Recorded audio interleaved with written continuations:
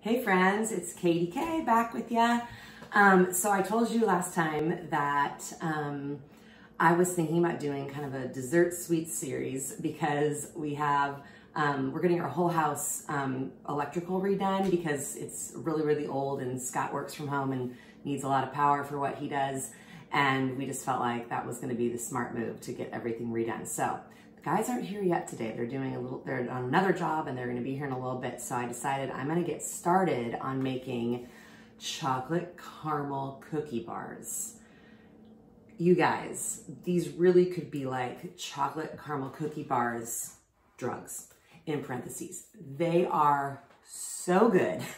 So when we first moved in, our sweet neighbors across the street, JP and Jenny Schmitz, they brought over this plate of goodies, left it on our front porch, along with a bottle of wine, and just said, welcome to the neighborhood. Here's our numbers if you need anything. I mean, it was so kind. And don't we need kindness right now? It's just such a good thing. And just a small thing, but really big to us. And these were so good.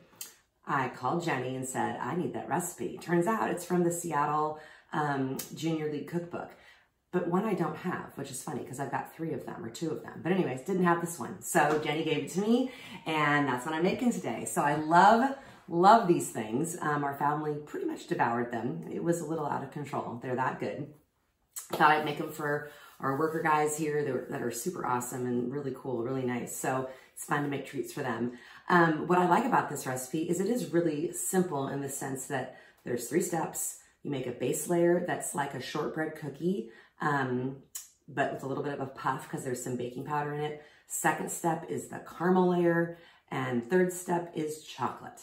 And honestly, 9 ingredients in the entire thing, but this is a patient recipe. So for people who are like, I don't got time for that, just watch and enjoy.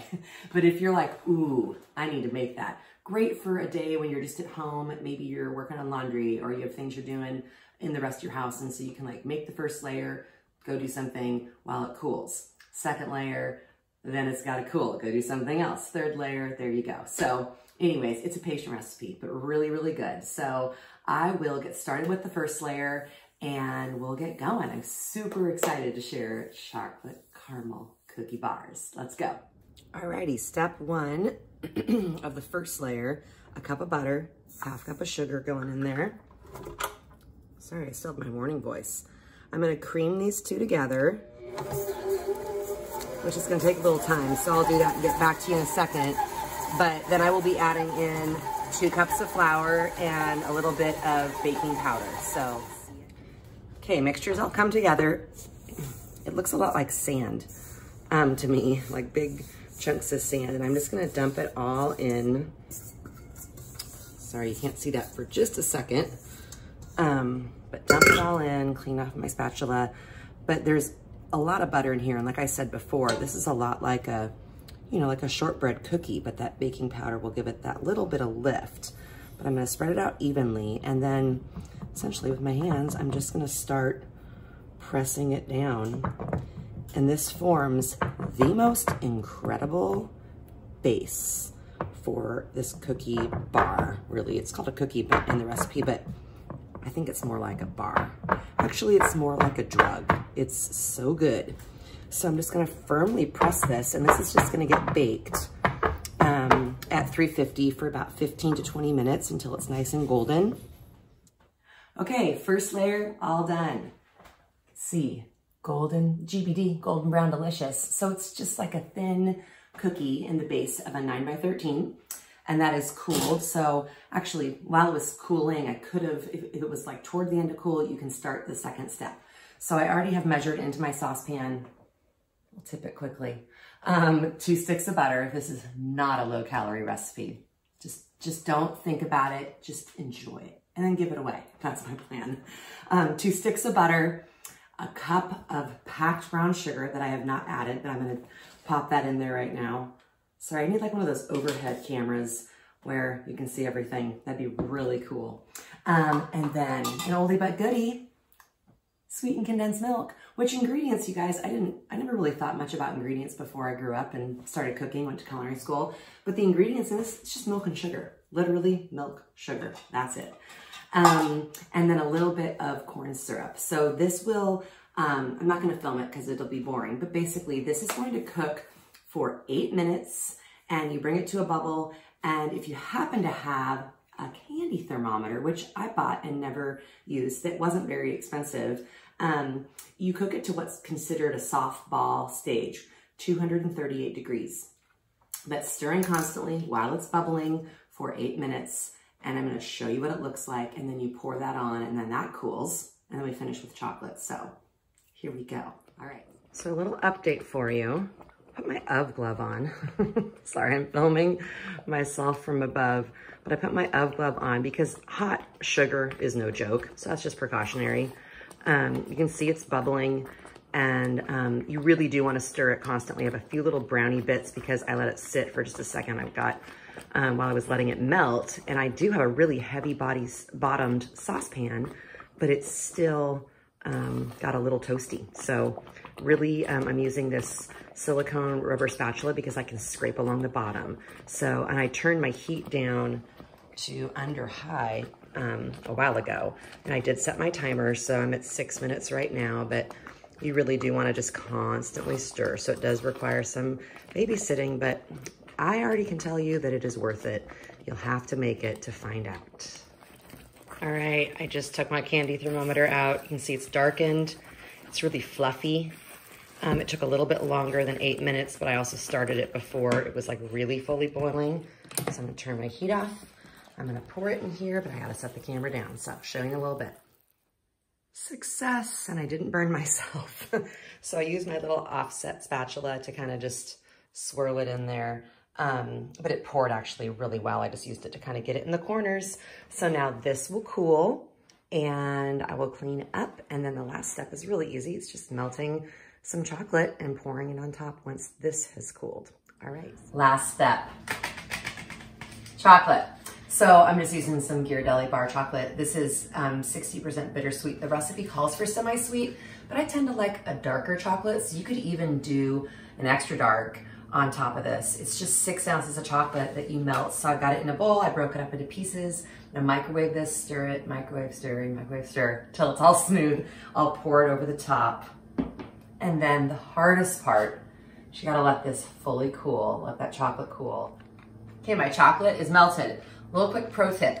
I did this for 2 minutes. The glass got a little bit warm, so I got my fancy UV glove on. Even if it doesn't look like it's totally melted, you don't want to burn the chocolate by overheating it. So I just have been slowly stirring it here, and any of the bits that weren't completely melted after microwaving it are totally melting in now. So I will now take this and I'm gonna pour it right, oh my gosh, you guys.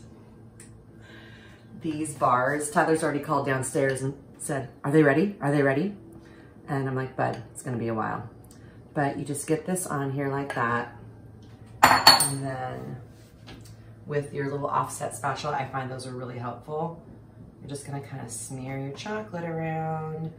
And the hardest part, like I said, is then letting this cool. Because it's just, caramel, chocolate, cookies, it all smells like those things in here right now. And it's gonna be hard to wait, but we'll do it. And then once these cool up, I'll be baking them. A bar is also super fun if you are baking for a group, because you can now cut these whatever size you want. You don't have to, make them any one size. It's really up to you. If you want to make them really small squares, that's great. These are pretty rich, so I think smaller squares is better. And honestly, I cannot believe our neighbors made these for us. It's like so decadent. And honestly, it's not a ton of work, but it's a patient process. So thank you, Jenny Schmitz, if you are watching. And yeah, so I will see you guys in a little bit. We'll cut these up. We'll test taste. I'm gonna give them to the guys. I can't wait. All right, guys, they're done. I mean, they were a little still chocolatey in the center, but the guys were here. I needed to do something. So here's my test taste plate. And then I have a couple plates ready for the guys. I'm probably gonna stack a few extras on here. I don't know if you can see those, but here we go. Are they here? Oh, Matthew, he's sneaking out. He doesn't want to be on camera. Okay, time for a test taste, because somebody has to do it. Okay, first then zoom in for that layered gorgeousness. What? Not me, the bar. I'm teasing. Isn't it so pretty? Just a thin layer of chocolate. Okay.